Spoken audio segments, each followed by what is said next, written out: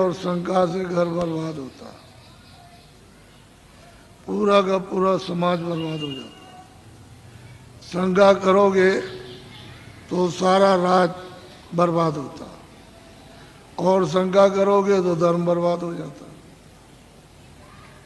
तुम जो सोच रहे होगे कि भाई जय गुरुदेव नाम बाबा जी का है, मेरा नहीं है और ना तुम्हारा है, तो शंका क्यों करते हो?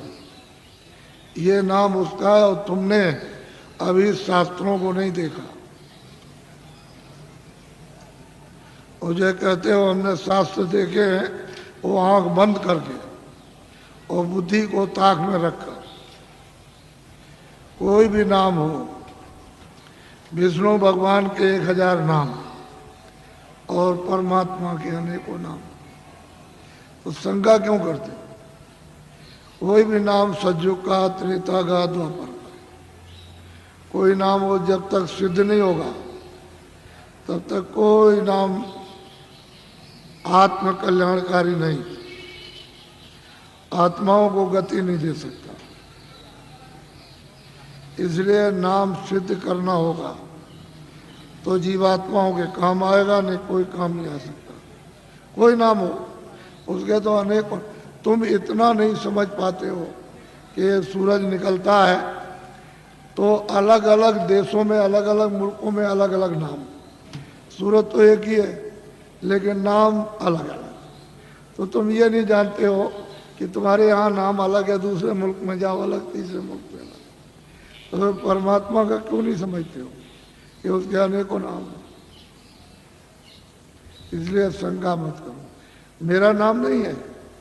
आप सोचते होगे कि भाई बाबा जी आए तो इनका नाम, मेरा नाम तो तुलसीदास है और आपका भी नाम नहीं, तो जय गुरुदेव नाम उस प्रभु का है, फिर आपको किस बात की शंका? बोलो जय गुरुदेव। जय गुरुदेव नाम किसका? अब बड़े ध्यान से सुनो, खड़े खड़े। ये तुम जो यहाँ रह रहे हो इस मृत लोक में, तो ये तुम्हारा देश नहीं है। ना यहाँ तुम्हारा घर है, ना यहाँ कोई सामान तुम्हारा। यहाँ तुम सब लोग परदेसी हो। आपका देश, आपका घर नहीं है। यह है बच्चों मृतलोक। अच्छी तरह से थोड़ी सी बातों में मैं सब समझा दूंगा आपको। ये मृतलोक है, ये आपका घर नहीं है। मकान मालिक ने आपको ये जो मकान दिया है, अनमोल मनुष्य शरीर, ये आपको बार बार नहीं मिलेगा।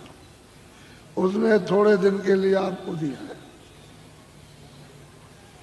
और उसने ये कहा कि देखो भाई, मेरा ये मकान है, शुद्ध है, साफ है, पवित्र, मैं तुमको देता हूँ थोड़े दिन के लिए। और 2 अधिकार मैंने इस शरीर को दिए हैं कि एक अच्छा काम, एक बुरा काम। तो बुरा से बुरा काम करो, अच्छा से अच्छा करो। उसकी तरफ से कोई रोक टोक नहीं है। वो जो भी तुम करोगे अच्छे बुरे काम, सब ये कूड़ा कचड़ा, जितना भी पाप पुण्य का, ये सब जीवात्मा पर लदेगा, उस जीवात्मा पर रखा जाएगा और उसको कुछ मना नहीं करना। उसने तो ये कहा ये अमोलक मनुष्य शरीर है, ये मनुष्य मंदिर है, इसमें जीवात्मा को बैठा दिया। तो मेरे शरीर के द्वारा जो अमोलक है, क्या करना कि अपनी अपनी जीवात्मा को जगा लो और अपने घर में अपने प्रभु के पास पहुंचा दो। क्योंकि ये मनुष्य शरीर अमूलक है।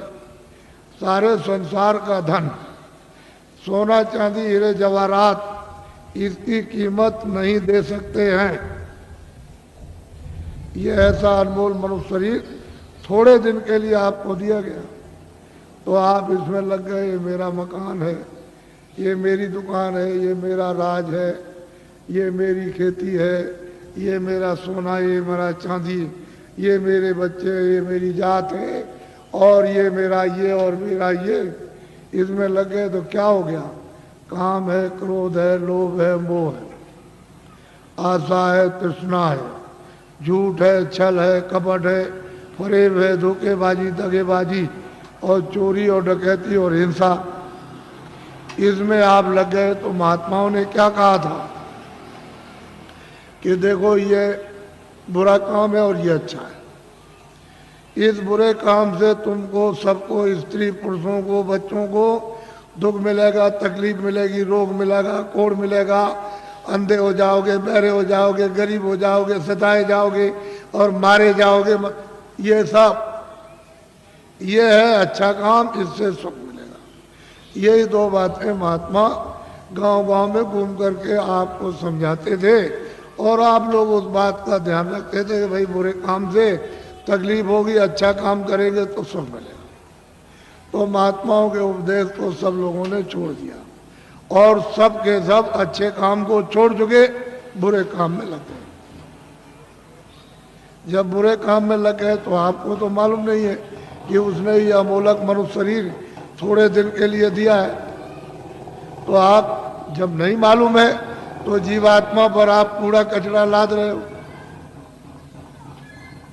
इस बार तो जब घड़ा भर जाएगा तो ये तो बाहर से बहेगा, फूटेगा और टूटेगा और आग निकलेगी, जहर निकलेगा, तो तुमको तो कुछ मालूम नहीं।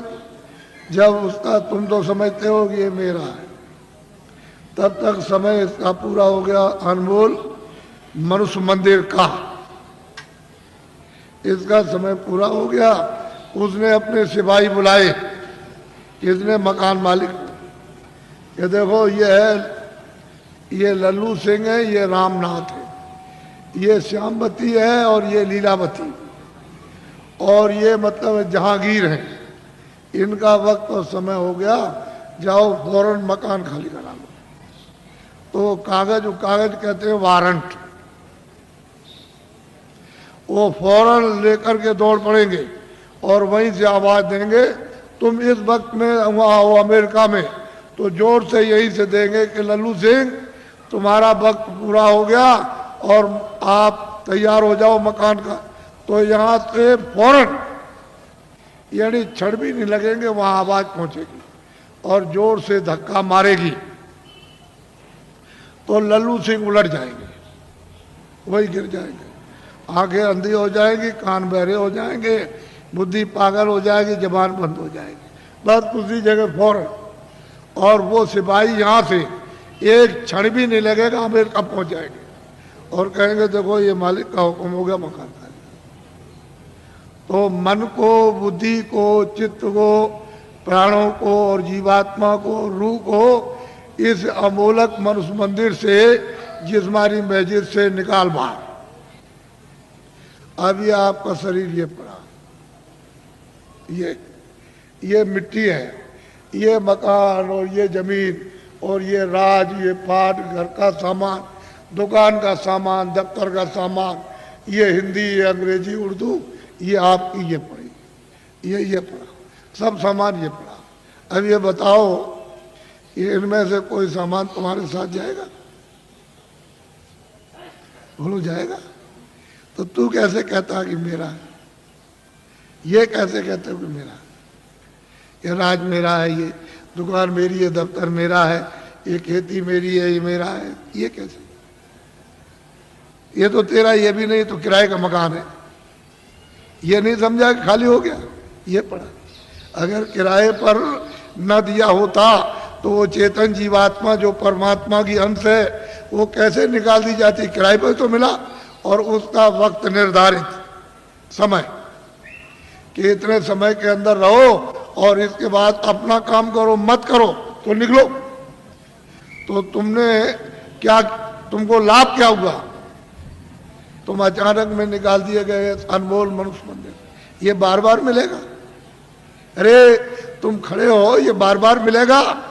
कितने युगों के बाद, कितने सतयुग, कितने त्रेता, कितने द्वापर, कितने कलयुग खत्म हो गए, और उसका जो पुण्य है वो एक एक बूंद तुम्हारा जमा हुआ मनुष्य शरीर प्राप्त करने का, और कितने युगों के बाद आपको ये मनुष्य शरीर मिला और आपको कहते हैं ऐसे ही मिल जाएगा। ये कोई तमाशा है? तुम्हारे घर का ये कोई खेल है? कैसे मिल जाएगा? ये अमूलक चीज है, इसको हीरे जवाहरात इसकी कीमत नहीं, लेकिन थोड़े दिन के लिए मिला।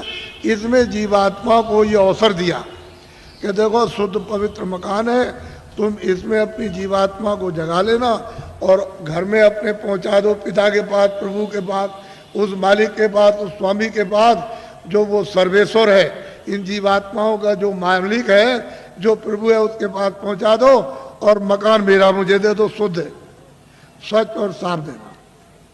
तो आपने कुछ शुद्ध साफ रखा, आंख गंदी, कान गंदे, जबान गंदी, मन गंदा, बुद्धि गंदी, चित्त गंदा, जीवात्मा गंदी, हाथ गंदे, पैर गंदे, इतने तुमने कैसे कैसे कर्म किए तो गंदगी को तुमने लाद लिया। ये पहाड़ों की तरह से गंदगी जमा हो गई, तो बताओ इस जीवात्मा का उबार कौन करेगा? मैं वहां वो बात सुनाने नहीं आया जिसको तुम समझ रहे होगे। ये खेती करो, दुकान करो ठीक से, और दफ्तर का काम ठीक से करो। मैं कब मना करता हूं? आप जो भी